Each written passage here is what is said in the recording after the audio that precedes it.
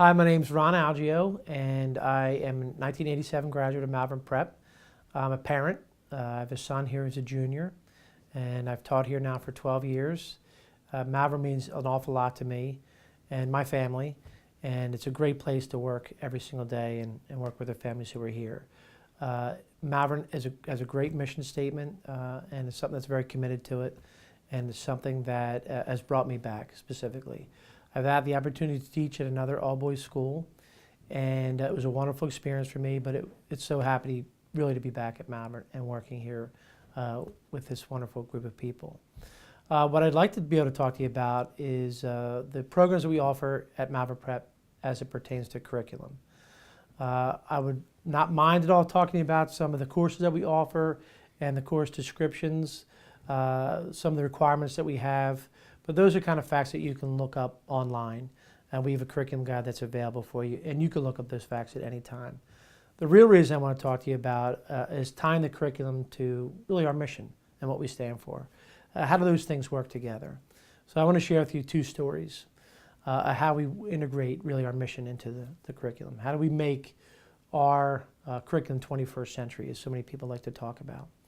So I'll talk first about an AP calculus course that our teacher, Dr. Oaksley, works with our students.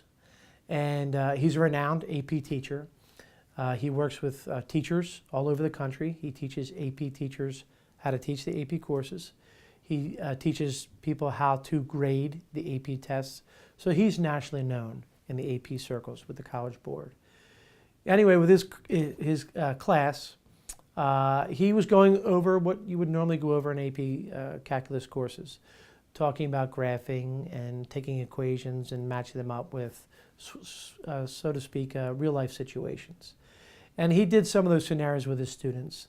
And he provided them a scenario that if they were an airplane pilot and they were traveling at a certain speed, at a certain height, and a certain distance from an airport, what are some of the factors that they would have to take into account as they would land the plane safely? So he did that with them, and they were using all kinds of equations and graphing them and so forth, which was a wonderful thing. But our main goal in our 21st century education, implementing that into our curriculum, are three things: creation, collaboration, and connection. And his intent was to kind of put all those things together. So they worked in teams, and then he wanted to be able to put them together with professionals. So he's having two airline pilots come in and meet with the students to talk about what factors are really involved, not just the formulas. So he's having a commercial airline pilot come in and a pilot that has worked in the armed services and talk about their experiences with flight patterns, and the calculations that they have to make to be able to land safely. So they're taking what they learned in this curriculum and applying it to a real-life situation and talking to real people, making those connections between the facts and the concepts with real-life situations. That's one example where our curriculum comes to life and how we kind of integrate it with our mission and our dedication to these 21st century initiatives. The second story I want to talk about is one that's near and dear to my heart. It's been a lot of fun talking to students about it, and there's a lot of excitement involved with it. We had a group of students that were taking ceramics, and some guys have come in with different skill sets. And some guys just take to it easier and really kind of grow with it and become really, really good. And our ceramics teacher, Kate Plows, does a great job with these guys, teaching them the skills necessary and challenge them to grow. But she really wanted to take it a step further. So there was a program at Harvard University where they're having a conference there. And one of the topics had to do with this topic called flow, which is something where if you're involved with something so intensely, and you have such a passion for it, you really kind of escape into it. You lose all track of time. And in their ceramics course, that kind of came up a lot as they're what they call throwing pots. They kind of get into that flow. They lose track of time, and they create these amazing works of art. So she thought this would be a neat opportunity to kind of tie all these things together. She had the students do a lot of interviews with different people around campus and in the world, and asked them a lot about flow and what hobbies or interests that people have that they could just jump right into wholeheartedly and lose all kind of track of time. They tied that in with their pots that they made, the bowls that they made, and there was a code that they ingrained into the pot that you could look up online with your iPhone, and it kind of attached to a live interview almost, providing some more insight into this. They had the opportunity to go up to Harvard, present some of the things that they learned, and interview people there as well. And it was a great opportunity for them.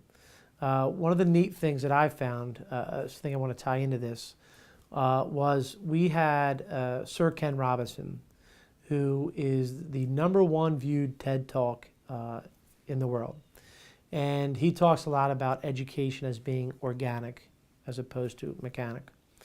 And he had the opportunity to come to Malvern and speak at Malvern.